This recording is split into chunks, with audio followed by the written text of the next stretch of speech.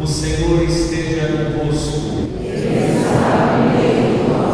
Proclamação do Evangelho de Jesus Cristo segundo São João. Glória a vós, Senhor.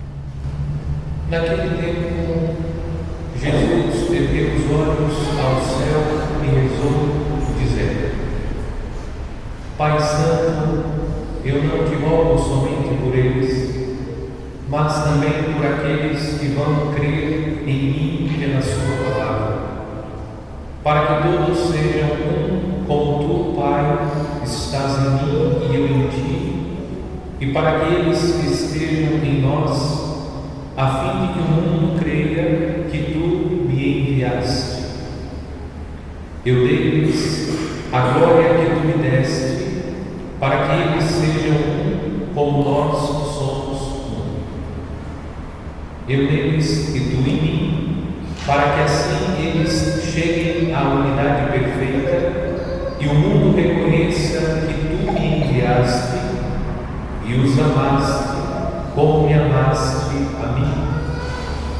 Pai, aqueles que me deste, quero que estejam comigo onde eu estiver, para que eles contemplem a minha glória, glória que tu me deste, porque me amaste antes da fundação do universo. Pai justo, o mundo não te conheceu, mas eu te conheci, e estes também conheceram que tu me enviaste. Eu lhes fiz conhecer o teu nome, e o tornarei conhecido ainda mais, para que o amor com que me amaste esteja neles, e eu mesmo esteja neles. Palavra da salvação.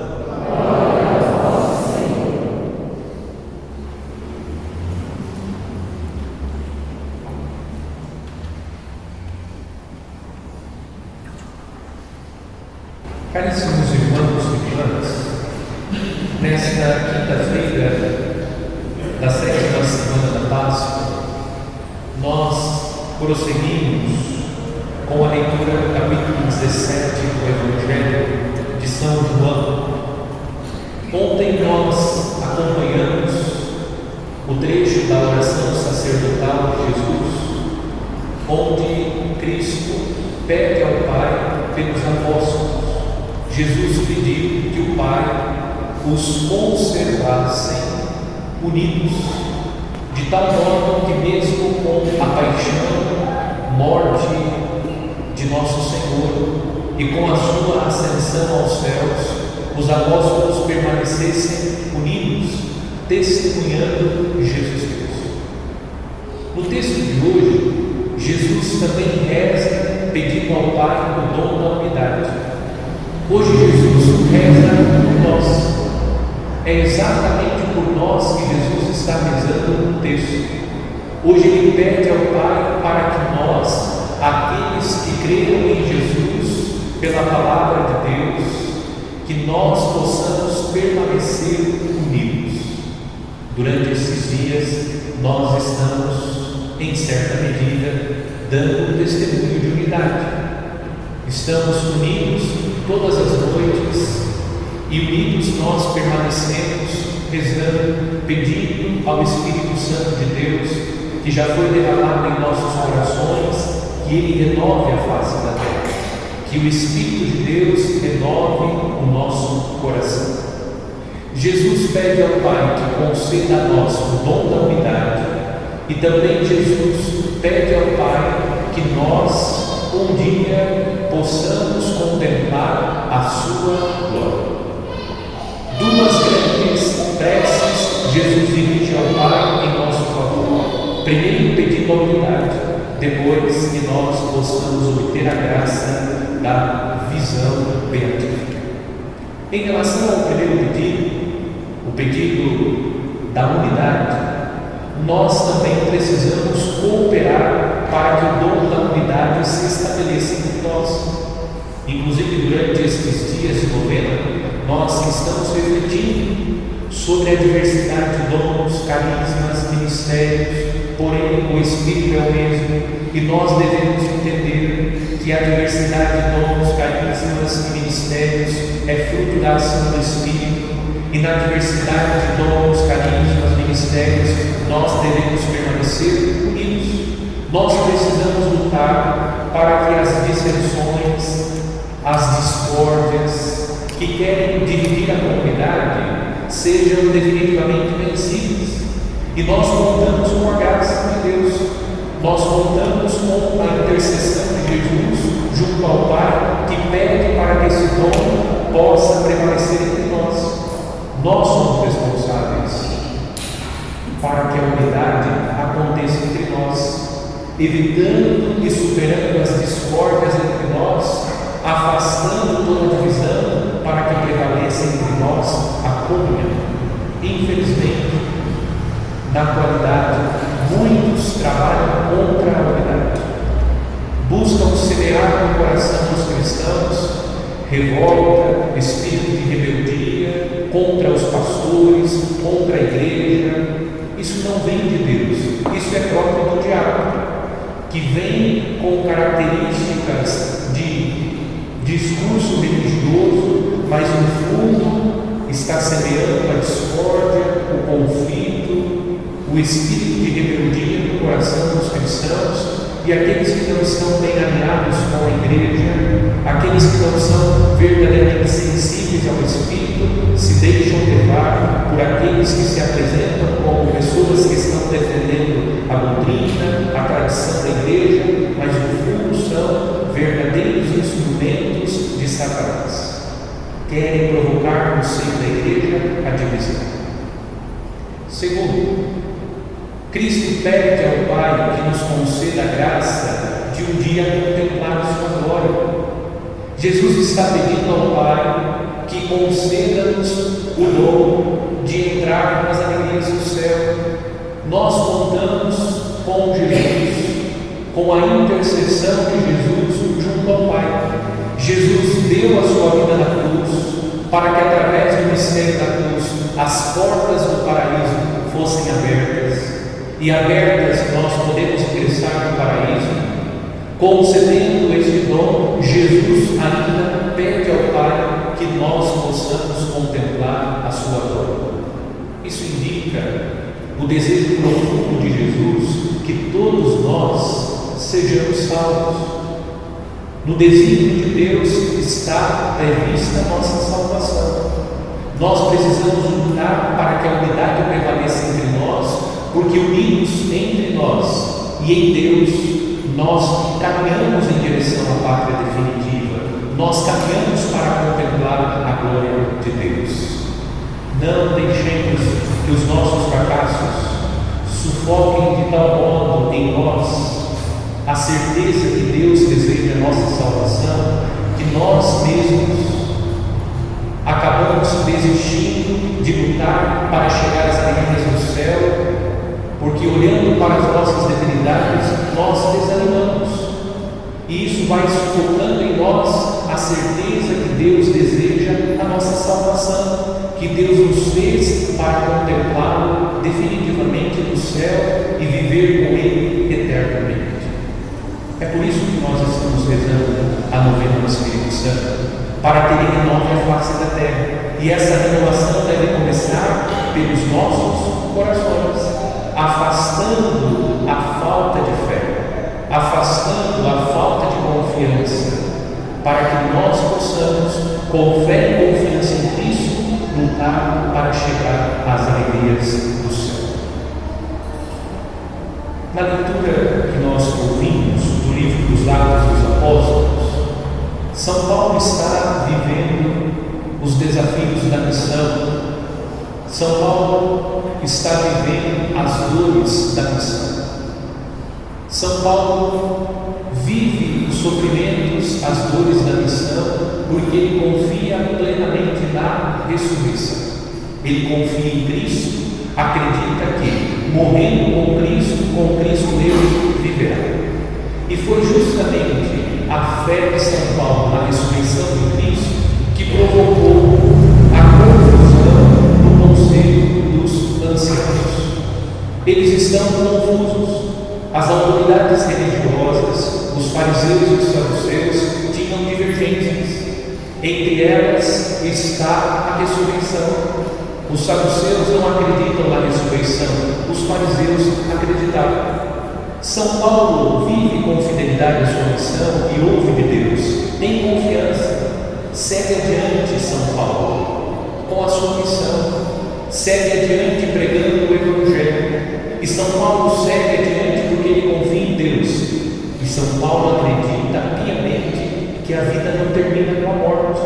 São Paulo acredita piamente que a ressurreição é uma verdade que irá acontecer na sua vida, que ele um dia entrará em corpo e alma no céu e com Deus viverá eternamente. Tem confiança. As lutas fazem parte. Nós encontramos inúmeras batalhas nesta vida, mas precisamos ter confiança, porque a ressurreição é certa. O que Jesus viveu no domingo, a sua ascensão aos céus, é uma verdade que todos nós poderemos viver. Poderemos entrar em corpo e alma e contemplar Deus na sua face. Lutemos, irmãos e irmãs, para que prevaleça entre nós a unidade. Tomemos cuidado para que os lobos ferozes que ontem vimos na liturgia não nos façam ser no seio da igreja homens e mulheres que promovem a discórdia, a confusão, o conflito, o espírito de rebeldia. Sejamos homens e mulheres que buscam caminhar na verdade de Cristo, que buscam caminhar em comunhão com a igreja, para que unidos à igreja de Cristo, unidos com os irmãos, nós possamos chegar às alegrias do céu.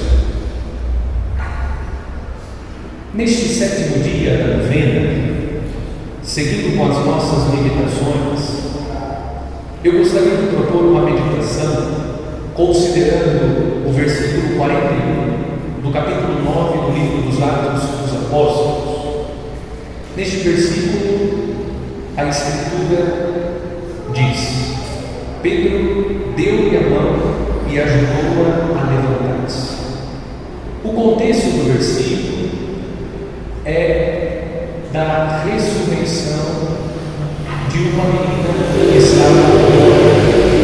São Pedro estende a sua mão e traz a vida àquela que estava morta. Este é o contexto. Ontem nós meditamos sobre a missão da igreja. E na meditação nós compreendemos que a missão da igreja é a missão de todos nós. Nós fazemos parte da igreja de Cristo. E a igreja recebeu de Cristo um mandato missionário: ide por todo o mundo e pregai o Evangelho a todas as criaturas. Falamos sobre a importância de trazer no coração a Escritura, de tal modo que nós possamos ser fortalecidos, revigorados cotidianamente pela palavra de Deus e ao mesmo tempo nós possamos levar esta palavra de Deus aos irmãos, porque cabe-nos como cristãos ser proclamador da palavra, levar o Evangelho, anunciar a nova de Jesus, pregar o Evangelho a todas as criaturas. Hoje nós vamos seguir na mesma linha de reflexão, considerando a nossa missão. E hoje nós vamos considerar a nossa missão porque nós somos membros do corpo místico de Cristo. Primeiro ponto da nossa meditação: os gestos de Cristo e os gestos de Pedro. Este versículo está no contexto pelo direito, Pedro trazendo a vida a mulher que estava morta. Pedro encontrou um homem chamado Enéas, que havia 8 anos estava deitado numa cama. Pedro disse: Enéas, Jesus Cristo te cura. Levanta-te, arruma tu mesmo tua cama. Imediatamente Enéas se levantou. Aqui nós contemplamos Pedro trazendo à vida alguém que estava paralítico. Aqui Pedro não está realizando a ressurreição. Pedro está realizando um ato de cura.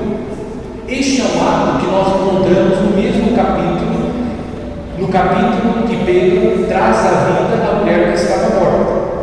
Eu resgato este outro gesto de Pedro, porque nós podemos fazer um paralelo. Pedro está curando o paralítico e Pedro trouxe à vida a mulher que estava morta.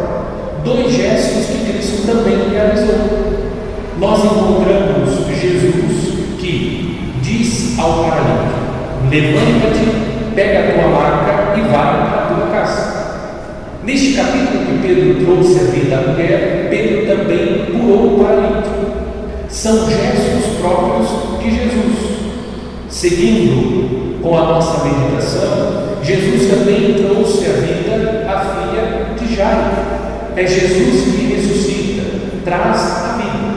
Jesus cura o paralítico e Jesus trouxe à vida uma mulher.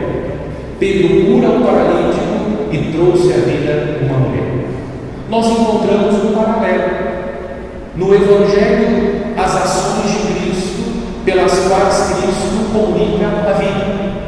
Nos Atos dos Apóstolos, o gesto de Pedro, dois gestos do apóstolo Pedro, a cura do paralítico e a ressurreição da mulher que estava morta, gestos que perpetuam na história o gesto de Cristo.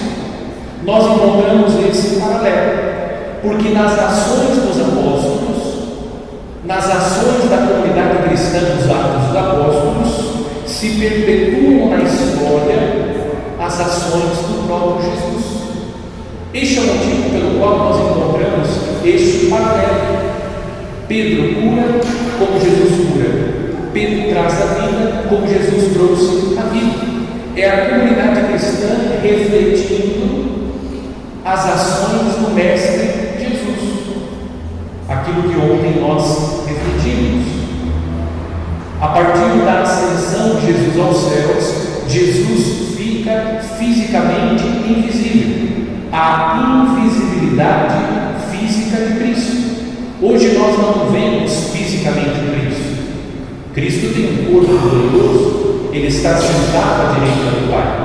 Nós não vemos fisicamente Cristo, mas a comunidade de Cristo, os seus discípulos, a sua igreja é chamada a ser sinal visível do Cristo que está entre nós. Embora Jesus não esteja visivelmente entre nós, ele está entre nós.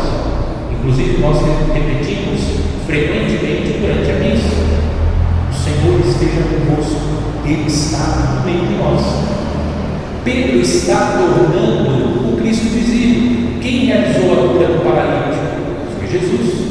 Quem trouxe a vida à mulher que estava morta? Jesus, através do apostolado de Pedro. Mas quem realiza a obra? É Cristo Jesus. Pedro, como os outros apóstolos e a comunidade, são apenas sinais visíveis do Cristo que está no meio de nós, curando o paralítico e trazendo a vida àqueles que estão mortos. É a missão da igreja. A igreja é o corpo místico de Cristo, para que seja um sinal visível do Cristo que continua realizando as maravilhas entre nós. Pedro está fazendo as ações de Cristo. Pedro está realizando as obras de Cristo. Pedro está prolongando as ações de nosso Senhor, tornando visível e crível. Porque pelas atitudes, pelas obras, Pedro está despertando a fé no coração das pessoas. Os sinais que Jesus realizou e os sinais que a comunidade realiza, as curas, a ressurreição, são sinais para despertar no coração do povo a fé, pois é pela fé que nós chegaremos às alegrias da salvação. A questão fundamental não é a cura cura física para que a pessoa volte a viver. A questão fundamental é realizar o sinal para que, através do sinal, a fé seja despertada nos corações e, tendo no coração fé, as pessoas possam crer que Jesus é o Salvador. Nos gestos de Pedro, nós encontramos os gestos de Jesus. Por isso eu citei as duas ações de Pedro: Pedro que cura o paralítico e Pedro que ressuscita a menina, a mulher que estava lá. Segundo ponto da meditação: a igreja é o corpo de Cristo. Deste corpo, a igreja, nós somos membros. Recebemos do Espírito Santo, o mesmo Espírito que conduziu Jesus. Quando nós lemos a cena da tentação, está claro que Jesus era conduzido pelo Espírito. Jesus é um homem pneumático, é um homem conduzido pelo Espírito, é um homem impelido pelo Espírito Santo. O mesmo Espírito que conduziu Jesus, ele foi derramado sobre nós, e nós recebemos esse Espírito para realizar as mesmas obras de Cristo. Deus nos comunicou este dom, o Espírito Santo, para que nós pudéssemos realizar as mesmas obras de Cristo. E Cristo acrescentou: vocês irão realizar obras maiores. Nós contamos com o Espírito Santo como dom derramado sobre os nossos corações, e nós contamos com Jesus que está junto do Pai intercedendo por nós. E nós podemos, conforme disse Jesus, fazer obras maiores, porque o Espírito de Deus, o mesmo Espírito que conduziu Jesus, foi derramado sobre nós. Nós somos membros deste corpo que é a igreja, e dotados de dons e carismas, devemos colocar aquilo que de Deus recebemos a serviço dos irmãos. Servir os irmãos, como nosso Senhor serviu, é a nossa missão. Aqui está o sentido do nosso viver. Como cristãos, a nossa grande inspiração é o próprio Cristo. E Jesus indicou que ele veio para ser servido. Isso? Não! Jesus indicou que ele veio para servir. O sentido da vida dos cristãos está viver como Jesus viveu. E Jesus disse que ele veio para servir. Nós recebemos o Espírito Santo, dons, carismas. O Espírito Santo suscita diversidade de ministérios para que nós, dotados pelos dons e carismas, possamos exercer na igreja, no mundo, um ministério pelo qual nós devemos servir a Deus, servindo o próximo. A razão fundamental do existir é Deus. Está no catecismo. Conhecer a Deus. Nós existimos para conhecer a Deus, amar a Deus e servir a Deus. A razão fundamental do existir é Deus. Nós devemos conhecer a Deus, amar a Deus e servir a Deus. Este é o caminho que nós devemos trilhar para encontrar aquilo que de fato nós buscamos. Nós não fomos feitos para ganhar dinheiro, para conquistar diplomas, bens materiais, honra, fama, prestígio. Essas coisas são passageiras, elas passam. Deus nos criou para conhecê-lo, amá-lo e servi-lo. É justamente no conhecimento, no amor e no serviço a Deus que nós encontramos a razão do nosso existir. A vida se completa e a vida ganha sentido quando nós conhecemos a Deus, amamos a Deus e servimos a Deus. Nós encontramos a razão da nossa existência em Deus. Fora de Deus, nós não vamos encontrar aquilo que nós buscamos incansavelmente, que é a felicidade. Nós buscamos incansavelmente, exaustivamente, cotidianamente, a felicidade.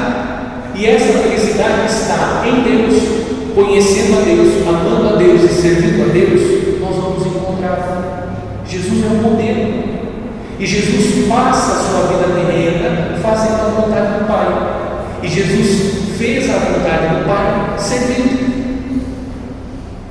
Não sei se tem esse código aqui, mas com todo respeito, a pessoa entra no quadro depressivo. Uma das recomendações: busque fazer um trabalho voluntário. Jesus já indicou que nós devemos servir gratuitamente há muito tempo, mas nós vamos ignorando aquilo que Jesus nos ensinou e nós vamos adoecendo. Nós ficamos doentes, não todos, mas muitos, não todos, mas muitos. Ficamos doentes porque nós ignoramos aquilo que Jesus nos ensinou, aquilo que Jesus indicou, nós ignoramos. Quando vem um psicólogo, um psiquiatra dizendo que nós precisamos fazer um trabalho voluntário, é que nós começamos a servir. Nós precisamos servir porque a razão do nosso existir está servir a Deus, amar a Deus e conhecer a Deus. Cristo deve ser a nossa inspiração. É olhando para Jesus que nós vamos aprender a viver a vida e de fato seremos felizes. Neste mundo é possível viver a felicidade. Nós não viveremos em plenitude, mas é possível quando nós seguimos os passos de Jesus, quando Cristo é o modelo, a referência, a inspiração de vida, nós já vivemos a felicidade.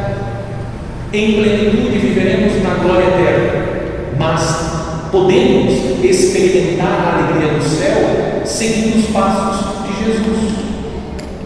Terceiro ponto: o gesto de Cristo e os gestos dos cristãos.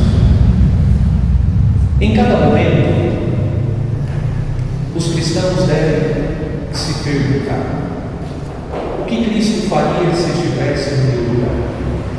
Essa pergunta deve nos acompanhar. Quando nós aprendemos a dizer o que Cristo faria no meu lugar, nós vamos conseguir discernir e nós vamos encontrar a melhor resposta, a melhor saída, porque Cristo é o caminho, a verdade e a vida. Quando nós procuramos inspirar as nossas ações nas ações de Cristo, nós acertamos, mas nós temos a propensão a ignorar aquilo que Cristo nos ensinou, o caminho que Cristo apontou para que prevaleça as nossas vontades, os nossos desejos. Certamente iremos acertar muito mais se cada um de nós adotar como prática, antes de tomar uma decisão, antes de fazer uma escolha, pergunte: se Cristo estivesse no meu lugar, o que ele faria? Esganaria? Iria ofender? Cristo iria fazer aquilo que eu estou fazendo? Cristo iria tomar essa decisão? É isso que Cristo faria se ele estivesse no meu lugar? E prontamente o Espírito Santo vem em socorro da nossa fraqueza, porque nós somos templo de Deus, e o Espírito Santo vem como chama reluzente e ilumina a nossa mente para que nós compreendamos o que Cristo faria no nosso lugar. Agora, mesmo que o coração queira escolher em sentido contrário, porque o caminho é difícil, mesmo que o coração queira escolher em sentido contrário, não hesite em fazer ou escolher o que Jesus escolheria, porque a nossa natureza humana, atingida pelo pecado, é inclinada para o mal. A nossa natureza atingida pelo pecado, ela evita, ela foge da vontade de Deus. Mas nós não devemos hesitar, perguntando o que Cristo faria se ele estivesse no meu lugar. O Espírito Santo nos ilumina, iluminados pelo Espírito, não hesitemos em fazer a vontade de Deus. É uma luta. Nós travamos uma verdadeira batalha, mas nós já sabemos o que acontece quando o homem decide ignorar a voz de Deus e fazer a sua vontade.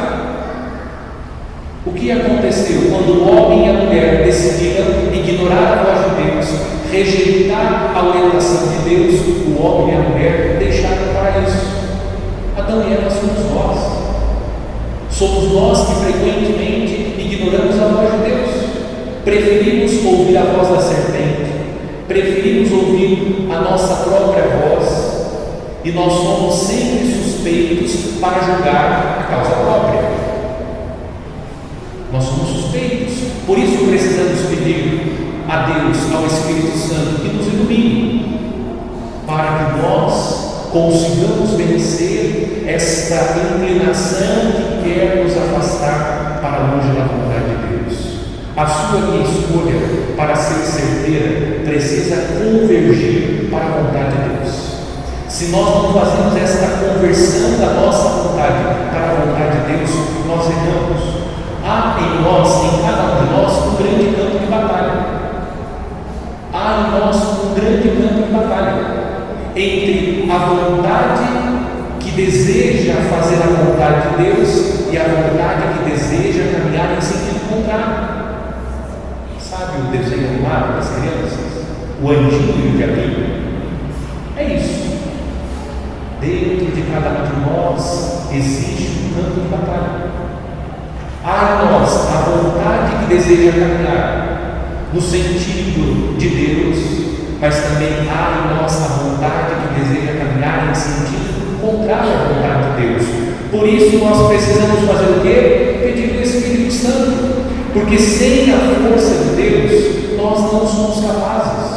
Nós necessitamos do seu auxílio, do auxílio do Espírito Santo, para em tudo amar e servir.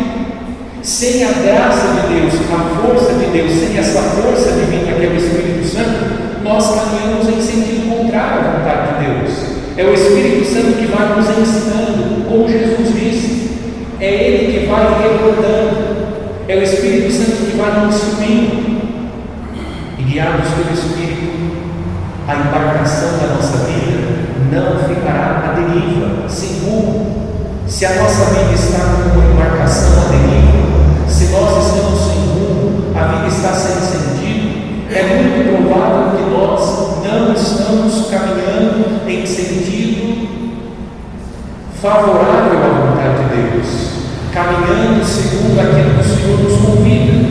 Portanto, olhe para Jesus, imite o gesto de Jesus. Você almeja a felicidade, você sonha viver em paz, você almeja a alegria. Olhe para Jesus. É no caminho de Jesus que nós vamos encontrar a vida feliz. É no caminho de Jesus que nós vamos encontrar a paz. É no caminho de Jesus que nós vamos viver a felicidade.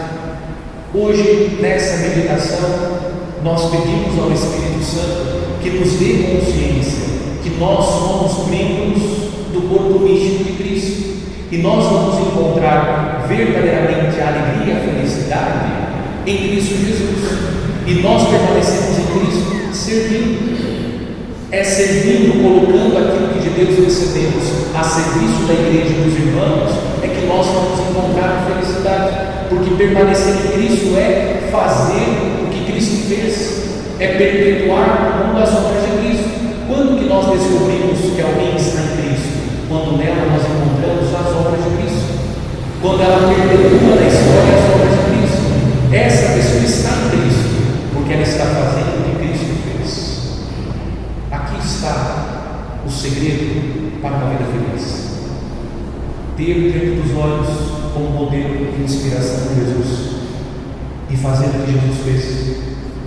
Para tal é necessária a força de Deus, porque a nossa natureza ela se inclina em sentido contrário, mas pela graça do Espírito Santo nós podemos caminhar seguindo os passos de nosso Senhor. Que o Espírito Santo nos ajude e que prevaleça em nós o desejo de fazer tudo à vontade de Deus, que nós possamos em tudo amá-lo e servir.